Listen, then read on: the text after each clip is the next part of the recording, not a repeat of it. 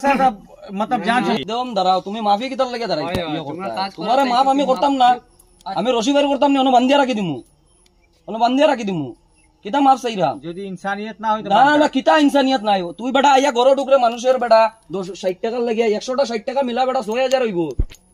আপনার মতন মানুষের একটা আজিরা বেটা লইয়া জিরে গিয়া একদম পা ধরবি না। তুই অন্য দাদা তোর যাইতে পারত না কোনো দিকে, আমি রশি বাইর করে দিলে বান্ধি দিমু,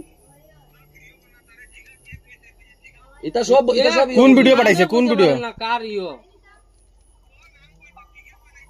না আমি বলি যদি ঘরের অ্যাড্রেস জানা ঘরে লইয়া চল আমারে ওবি সামনে দাঁড়ানি শুন না ওগুলো যাইতে দিস না, কইতে পারে না তার লগে মোবাইলও না।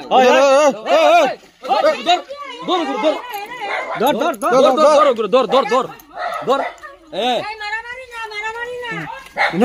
ধর ধর ধর চোর চোর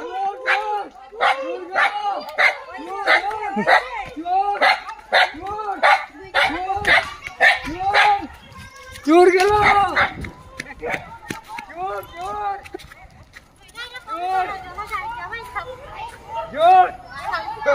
ধর ধর চোর